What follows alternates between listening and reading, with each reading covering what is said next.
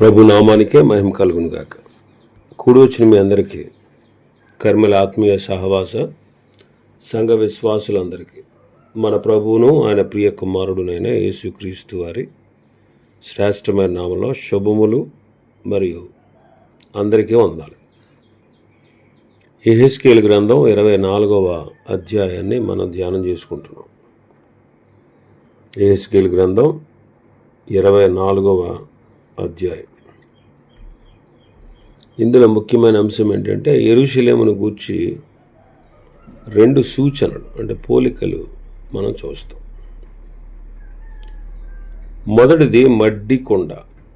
మొదటి వచనం నుంచి 14వ వచనం వరకు గత దినం మనం ధ్యానం చేసుకున్నాం. 15వ వచనం నుంచి 24వ వచనం వరకు యెహెజ్కేలు భార్య యొక్క మరణం మనం చూస్తాం. ఒకసారి చదువుదాం 15, 16, 17 వచనాలు. మరి యెహోవా వాక్కు నాకు ప్రత్యక్షమై ఏలాగు సెలవిచ్చెను. నరపుత్రుడా, నీ కన్నులకు ఇంపైన దానిని నీ యొద్ద నుండి ఒక్క దెబ్బతో తీసివేయబోచున్నాను. నీవు అంగలార్చవద్దు, ఏడవవద్దు, కన్నీరు విడవవద్దు, మృతులకై విలాపము చేయక నిశ్శబ్దముగా నిట్టూర్పు విడుము. నీ శిరోభూషణలు ధరించుకొని పాదరక్షలు తొడుక్కొనవలను. నీ పెదవులు మూసుకొనవద్దు, జనుల ఆహారము భుజింపవద్దు. ఉదయమందు జనులకు నేను ప్రకటించితిని, సాయంతనమున నా భార్య చనిపోగా ఆయన నాకు ఆజ్ఞాపించినట్లు మరునాటి ఉదయమున నేను చేసిది. నీవు చేసిన వాటి వలన మేము తెలుసుకొనవలసిన సంగతి నీవు మాతో చెప్పవా అని జనులు నన్ను అడుగగా నేను వారితో ఇట్లా అంటిని, యెహోవా వాక్కు నాకు ప్రత్యక్షం ఇలాగ సెలవిచ్చాను. ఇశ్రాయేలీయులకు నీవు ఇలాగ ప్రకటింపు, ప్రభువైన యెహోవా సెలవిచ్చినదేమనగా, మీకు అతిశయాస్పదంగాను మీ కన్నులకు ముచ్చటగాను మీ మనస్సునకు ఇష్టముగాను ఉన్న నా పరిశుద్ధ స్థలమును నేను చెరపబోచున్నాను. మీరు వెనక విడిచిన మీ కుమారులను కుమార్తెలను అక్కడనే ఖడ్గము చేత కూలుదురు. అప్పుడు నేను చేసినట్లు మీరును చేయుదురు. మీ పెదవులు మూసుకొనక ఎందురు, జనుల ఆహారమును మీరు భుజింపక ఎందురు. మీ శిరోభూషణములను తలల మీద నుండి తీయకయు, మీ పాదరక్షలు పాదముల నుండి తీయకయు, అంగలార్చకయు, ఏడవకయు నుండి. ఒకరినొకడు చూచి నిట్టూర్పులు విడిచుచు మీరు చేసిన మీ దోషములను బట్టి మీరు క్షీణించిపోదురు. యెహెజ్కేలు మీకు సూచనగా ఉండును. అతడు చేసినది అంతటి ప్రకారం మీరును చేయుదురు. ఇది సంభవించినప్పుడు నేను ప్రభువైన యెహోవానై ఉన్నానని మీరు తెలుసుకొందురు.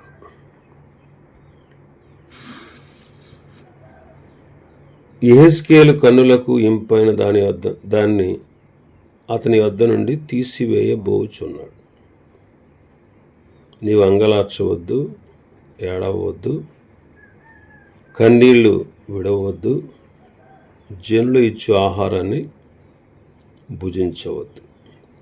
యెహెజ్కేలు కన్నులకు ఇంపైనది యెహెజ్కేలు భార్య. యెహెజ్కేలు వయస్సు 34 సంవత్సరాల 6 నెలలు. మంచి యువకుడు. తన యవ్వన భార్యను దేవుడు తీసివేస్తాను అంటున్నాడు.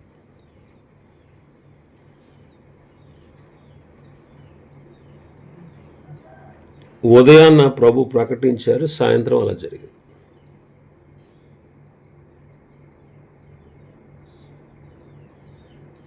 నీ కన్నులకు ఇంపైన దానిని నీ వద్ద నుండి ఒక్క దెబ్బతో తీసివేయబోచున్నాను అని ప్రభు చెప్పారు.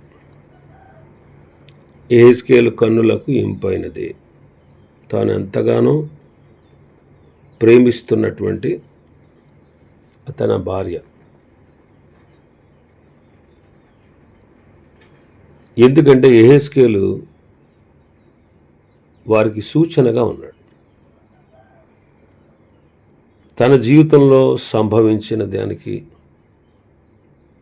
ఆ సంభవించినప్పుడు తాను ఎలా ప్రవర్తిస్తున్నాడో ఆ ప్రవర్తనకు ఇశ్రాయేలులకు జరగబోయేదాన్ని సూచనగా దేవుడు అతన్ని నియమించాడు. తన కన్నులకు ఇంపైనది తీసివేయబోతున్నాడు. అబ్రహాముతో కూడా దేవుడు ఏమన్నారు? నీవు ప్రేమించు ఇస్సాకును మొరియా దేశమునకు తీసుకుని వెళ్ళి అక్కడ నేను చూపించు పర్వతం మీద అతని బలిగా అర్పించుము అంటారు. అబ్రహాము మారు మాట మాట్లాడలేదు. ఆ రాత్రి చెబితే ఉదయాన్నే బయలుదేరాడు. అబ్రహాము దేవుడు చెప్పినట్టు చేశాడు. మనం కూడా ముఖ్యంగా ప్రభువునే ప్రేమించాలి, కానీ మరి దేనిని మనం ముఖ్యంగా ఎంచకూడదు. దేనినైనా మనం ఎక్కువగా ఎంచితే అది దేవుడు తీసేస్తాడు. కాబట్టి అన్నిటికంటే ముఖ్యంగా మనం ప్రభువును ప్రేమించాలి. ఉదయమున జనులకు ప్రకటించాడు, సాయంత్రమున అతని భార్య చనిపోయింది. మరునాటి ఉదయమున ప్రభు యెహెజ్కేలుకు ఏమని చెప్పారో అదే చేశాడు. యెహెజ్కేలు దేవుడు ఆజ్ఞాపించినట్లుగా చేశారు. అబ్రహాము కూడా అతనికి దేవుడు ఆజ్ఞాపించినట్లే చేశాడు. ఈనాడు మనకు ఒక మంచి బోధ పాఠం అన్నమాట. ఏంటంటే ఈనాడు మనం కూడా ప్రభువు ఆజ్ఞాపించినట్లే చేయాలి. మరి ఆయన ఆజ్ఞాపించినట్లు మనం చేస్తున్నామా? యోహాను సువార్త 2వ అధ్యాయంలో చదువుతాం.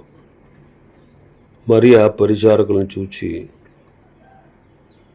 ఆయన మీతో చెప్పినది చేయుడి అన్నది. అప్పుడు వాళ్ళు ఎగ్జాక్ట్గా ప్రభు వారితో ఏమైతే చెప్పారో విసుక్కోకుండా, మారు మాట మాట్లాడకుండా, బెత్తర చూపులు చూడకుండా, ఇలా చెప్తున్నాడేంటి అని అనుకోకుండా ఆయన ఏదైతే చెప్పాడో వాళ్ళు అలాగే చేశారు. అప్పుడు అక్కడ అద్భుతం జరిగింది. నీళ్లు ద్రాక్షారసంగా మారాయి. పేతురు తనతో ఉన్నవారు చాలా గొప్ప జాలర్లు. ఆ రాత్రంతా వారికి ప్రయాసపడినా ఏమీ దొరకలేదు. వలలు బాగు చేసుకున్నారు. ఉదయాన్ని ప్రభు వారిని చూసి దోని కుడి పక్కన వల వేయండి అన్నాడు.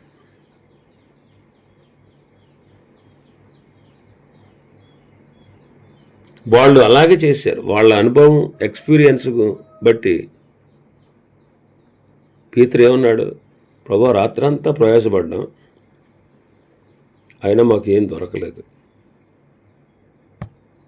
అయినను నీ మాట చొప్పున వల వేస్తాం. ప్రభు చెప్పాడు కాబట్టి చేశారు. విస్తారమైన చేపలు పడ్డాయి.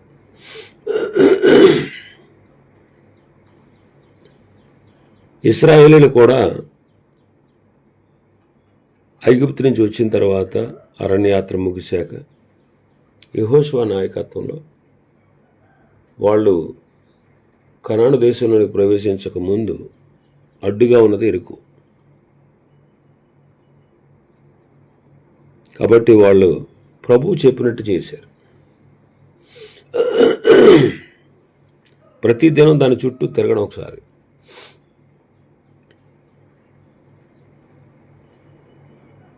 ఎరుకో కోట గోడలు ప్రభు చెప్పినట్టుగా వాళ్ళు చేశారు కాబట్టి కూలిపోయాయి.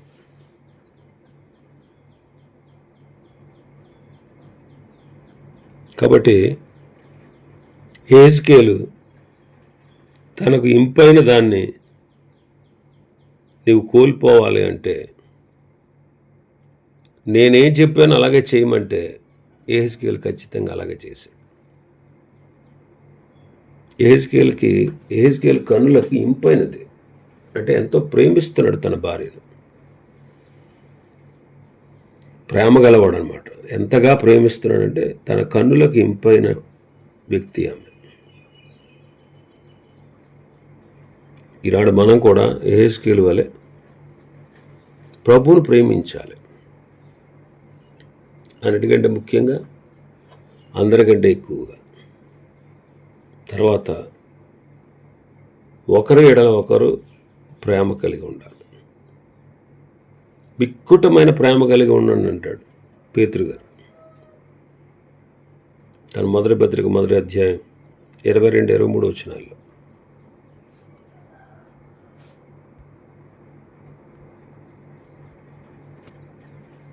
మీరు క్షయ బీజము నుండి కాక శాశ్వతమగు జీవము గల దేవుని వాక్యం మూలంగా అక్షయ బీజం నుంచి పుట్టించబడిన వారు కనుక మిక్కటమైన సహోదర ప్రేమ కలుగునట్లు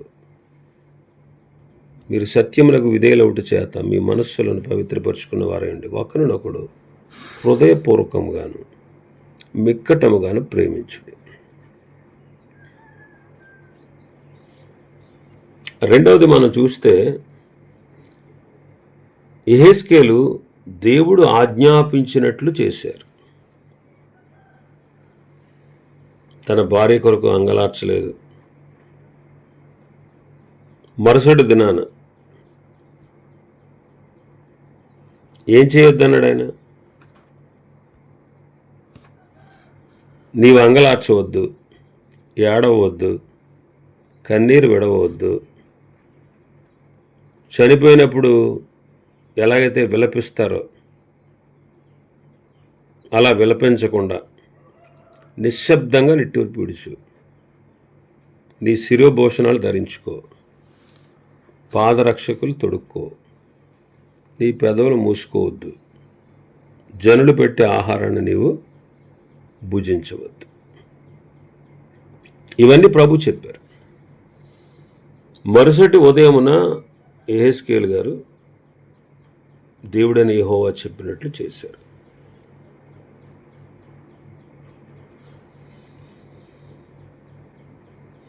దేవుని వాక్యం ఏముందంటే, నిరీక్షణ లేని ఇతరుల వలె మీరు దుఃఖపడొద్దు అన్నాడు. ప్రభునందు నిద్రించినటువంటి వారిని గూర్చి చెప్పినటువంటి మాట. వాళ్ళు ఎక్కడుంటారు? ప్రభునందు మృతులు పరదేశంలో ఉంటారు. ప్రభు వచ్చినప్పుడు వారిని వెంట పెట్టుకుని వస్తాడు. కానీ ఇతరులకు ఎలాంటి నిరీక్షణ ఉందా? అన్యులకు లేదు. కాబట్టి మనకంటే ముందుగా ప్రభు దగ్గరకు వెళ్ళిన వారిని గురించి, మన ప్రియులను గురించి, వాళ్ళు ప్రభునందు ఉన్నారని, పరదేశంలో ఉన్నారనే నిరీక్షణ మనకు ఉంది. కాబట్టి మనం దుఃఖపడాల్సిన పని కూడా లేదు. ఇంకా మూడవదిగా మనం చూస్తే యెహెజ్కేలు దేవుడు కోరినట్లు చేశాడు. దేవుడు కోరినట్లు, నేను ఇలా చేయబోతున్నాను, నువ్వు ఇలా చేయాలి అంటే దేవుడు ఏదైతే కోరాడో ఆ ప్రకారం చేశాడు. 18వ వచనం, ఉదయం మందు జనులకు నేను ప్రకటించి తిని సాయంత్రమున నా భార్య చనిపోగా ఆయన నాకు ఆజ్ఞాపించినట్లు మరునాటి ఉదయమున నేను చేసి తిని. దేవుడు కోరినట్లు, దేవుడు ఆజ్ఞాపించినట్లు చేశాడు. అపొస్తలుడైన పౌలు గారు కూడా దేవుని కోరిక నెరవేర్చేవాడుగా కనబడుతున్నాడు. దేవుని కోరిక నెరవేర్చేవాడుగా కనబడుతున్నాడు. నీ వెళ్ళు అన్ని జనుల ఎదుట, రాజుల ఎదుట, ఇశ్రాయేలు ఎదుట నా నామాన్ని భరించుటకు ఇతను నేను ఏర్పరచుకున్న సాధనమై ఉన్నాడు. అతను నా నామం కొరకు ఎన్ని శ్రమలను అనుభవించాలో నేను అతనికి చూపుతానని ప్రభు చెప్పారు. అలాగే పౌలు కూడా అలాగే చేశాడు. పౌలు కూడా అలాగే చేశాడు. అపోస్తలుల కార్యములు 20వ అధ్యాయం 24వ వచనం చదివితే, దేవుని కృపా సువార్తను గూర్చి సాక్ష్యం ఇచ్చుటయందు నా పరుగు, నేను ప్రభువైన యేసు వలన పొందిన పరిచర్యను తుదముట్టించవలనని నా ప్రాణమును నాకెంత మాత్రము ప్రియమైనదిగా నేను ఎంచుకోవట్లేదు అంటాడు. తన ప్రాణం కంటే ప్రభు అప్పగించినటువంటి పరిచర్య ప్రియముగా ఎంచాడు. ఈనాడు మనం కూడా మన ప్రభు యొక్క పనిని మన ప్రాణం కంటే ఎక్కువగా ఎంచాలి. అలాగే ప్రభు కార్యాలు నమ్మకంగా మనం కొనసాగించవలసిన వారంగా ఉన్నాం. యెహెజ్కేలు 4వదిగా మనం చూస్తే, యెహెజ్కేలు ఇతరుల కొరకు నష్టాన్ని భరించాడు, తన కొరకు కాదు. 34 సంవత్సరాల 6 నెలల వయస్సు గలవాడు, మంచి యువకుడు, భార్యను బాగా ప్రేమించినవాడు. భార్య యెహెజ్కేలు కన్నులకు ఎంతో ఇంపుగా ఉంది. అయినా సరే ప్రజలకు పాఠం కలగాలని దేవుడు యెహెజ్కేలు భార్యను తీసివేస్తానన్నాడు. కాబట్టి యెహెజ్కేలు కూడా ఇదేంటి ప్రభువా ఇలా చేస్తే అలాగా అని అనలా, వద్దు ప్రభువా అనలా, లేకపోతే మొరపట్ల ఇదేంటి ఇలా చేస్తే ఎలాగా అని అడగల. యెహెజ్కేలు కూడా ప్రజలకు పాఠం కలగడానికి తన భార్య చనిపోయినా సరే ఇష్టపడ్డాడు. శారీరకంగా యెహెజ్కేలుకు తన భార్య కంటే విశేషమైనది ఏది లేదు. అయినా సరే ప్రజలకు పాఠం నేర్పించడం కోసం భార్యను సహా కోల్పోవటకు ఇష్టపడ్డాడు. అపొస్తలుడైన పౌలు గారు కూడా ఏమన్నాడు, నాకు కలుగు యావత్తు మీ ఆత్మల కొరకు బహు సంతోషంగా వ్యయపరచుదును, నన్ను నేను వ్యయపరుచుకుంటాను అంటాడు. అలాగే ఆది కాలంలో మొట్టమొదటి విశ్వాసులు తమ ఆస్తిని కోల్పోవడానికి సంతోషంగా ఒప్పుకున్నారు. కాబట్టి ప్రభు సేవలో మనం ఇలాంటి ఉద్దేశం కలిగి ఉండాలి. మనకు కలిగినది యావత్తు మనం ప్రభు సేవలో మనకు కలిగిన యావత్తును వేయపరుచుకోవలసిన వారంగా ఉన్నాం. 5వదిగా మనం చూస్తే, తన సొంత నష్టం కంటే ఇతరుల యొక్క నష్టాన్ని ఎక్కువగా ఎంచేవాడు. భార్య చనిపోతే అంగలార్చలేదు, కానీ ఇతరులు చనిపోతే ఎంతో అంగలార్చినట్టు మనం లోగడ చూస్తాం. 9వ అధ్యాయం 8వ వచనం చదివితే, యెహెజ్కేలు గ్రంథం 8వ అధ్యాయం 9వ అధ్యాయం 8వ వచనం. 9వ అధ్యాయం 8వ వచనం. నేను తప్ప ఎవరును శేషింపకుండా వారు హతము చేయటం నేను చూచి సాష్టాంగపడి వేడుకొని, అయ్యో ప్రభువా యెహోవా, యెరూషలేము మీద నీ క్రోధమును కుమ్మరించి ఇశ్రాయేలీయులలో శేషించిన వారిని అందరినీ నశింపచేయుదువా అని మొరపెట్టగా, వాడు చనిపోతా ఉంటే ప్రభువుకు మొరపెట్టాడు. 11వ అధ్యాయం 13వ వచనం. నేను ఆ ప్రకారం ప్రవచింపగా బెనయ కుమారుడైన పెలట్య చచ్చెను గనుక నేను సాష్టాంగపడి ఎలుగెత్తి, అయ్యో ప్రభువా యెహోవా, ఇశ్రాయేలుల శేషమును నీవు నిర్మూలము చేయుదువా అని మొరపెట్టు. కాబట్టి సొంత నష్టం కంటే ఇతరుల నష్టాన్ని ఎక్కువగా ఎంచినవాడు. అపొస్తలుడైన పౌలు గారు కూడా సంఘములన్నిటిని గూర్చి చింత కలిగినవాడు. తనకు వచ్చినటువంటి శ్రమలన్నిటిని గూర్చి చింత లేదు, కానీ సంఘములను గూర్చిన చింత మాత్రం దినదినం ఆయనకు కలుగుతూ ఉందంటాడు కొరింథీయులకు 2వ పత్రికలో. తన స్వజనుల కోసం ప్రభు నుంచి వేరైపోయి శాపగ్రస్తుని అయిపోయినా పర్వాలేదంటాడు. వాళ్ళ రక్షణ కొరకు, అంటే ఆత్మల రక్షణ కొరకు ఆవేదన కలిగినవాడు. ఈనాడు మనకు ఆత్మల కొరకైన చింత, సంఘముల కొరకైన చింత కలిగి ఉన్నాము. బాహ్య సంబంధమైన వాటి కోసం చింతపడుతున్నామా? మనం పరీక్షించుకొని ఆధ్యాత్మిక చింతన కలిగి ఉండడం మనకు చాలా ప్రయోజనం. ఆరోదిగా మనం చూస్తే యెహెజ్కేలు ఇతరులకు సూచనగా ఉన్నాడు. యెహెజ్కేలు ఇతరులకు సూచనగా ఉన్నాడు. సూచనగా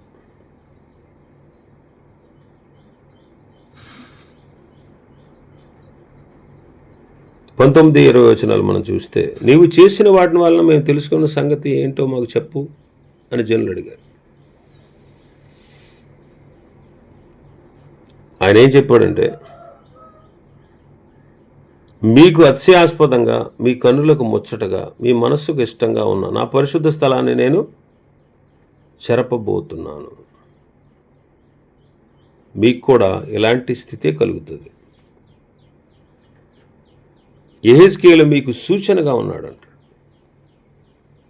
యెహెజ్కేలు మీకు సూచనగా ఉన్నాడు అంటే ఇతరులకు సూచనగా ఉన్నాడు. నువ్వు చేసిన వాటి వల్ల మేము తెలుసుకోవాల్సిన సంగతి మాకు చెప్పవా అని జనులు అడుగుతున్నారు. మీ కన్నులకు ముచ్చటగా, మీ మనసుకు ఇష్టంగా ఉన్న పరిశుద్ధ స్థలాన్ని, మీకు అతిశయాస్పదంగా ఉన్నటువంటి పరిశుద్ధ స్థలాన్ని నేను చెరపబోతున్నాను. మీ కుమారులు కుమార్తెలు ఖడ్గము చేత కోలుతారు, అప్పుడు నేను చేసినట్లే మీరు కూడా చేస్తారు అని చెప్పాడు. వారికి ముచ్చటగాను వారి కన్నులకు ఇంపైనదిగా ఉన్నది ఏంటంటే యెరూషలేము. యెరూషలేము పాడై వారి కుమారులు చనిపోయినను అంగలార్చేవారు కానీ, ఆహారం పెట్టేవారు కానీ ఎవ్వరూ లేరు, ఉండరు. అది దాని భావం. కాబట్టి ఇలాగా ప్రభు నిమిత్తము శ్రమ పడుతున్నాడు యెహెజ్కేలు. ప్రభు నిమిత్తం శ్రమ పడేవారు పరలోకంలో మంచి బహుమానాన్ని పొందుతారు. కాబట్టి మనకు ఎన్ని శ్రమలు వచ్చినా సరే పరలోకంలో బహుమానం ఉన్నది అని మనం ఎరగాలి. శ్రమలను సంతోషంగా సహించేవారుగా ఉండాలి. యెహెజ్కేలు వారికి సూచనగా ఉన్నాడు. అతడు చేసిన దాని అంతటి ప్రకారం మీరు చేస్తారు. అది సంభవించినప్పుడు నేనే యెహోవానై ఉన్నానని తెలుసుకుంటారంటాడు 24 వచనం. సూచన అంటే ఏంటంటే తానేమి బోధించుచున్నాడో అది జీవితంలో చేసి చూపించాడు. అది మన ప్రభువైన యేసుక్రీస్తు వారు కూడా ఆయన ఏదైతే బోధించాడో అదే చేశాడు, ఏదైతే చేశాడో అదే బోధించాడు. ఇది చాలా శ్రేష్టమైనటువంటి పద్ధతి. శాస్త్రులు పరిచయులు అయితే వారు చెబుతారే కానీ చేయరు. మనం ఇలా ఉండకూడదు. మన జీవితంలో అనుసరించి బోధించిన ప్రజలు,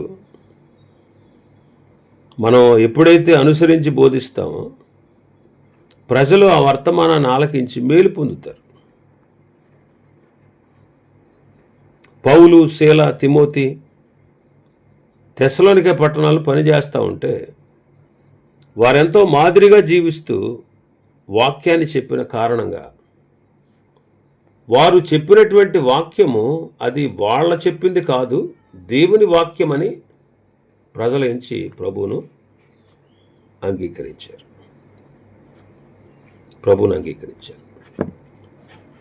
ఇంకా చాలా విషయాలు ఈ అధ్యాయంలో ఉన్నాయి. ప్రభు చిత్తమైతే రేపటి దినం మరికొన్ని విషయాలు ధ్యానం చేసుకుందాం. దేవుడి వర్తమాన వాక్యాన్ని మన వినికిడిలో ఆశీర్వదించునుగాక. ఆమేన్. ప్రార్థన చేసుకుందామండి.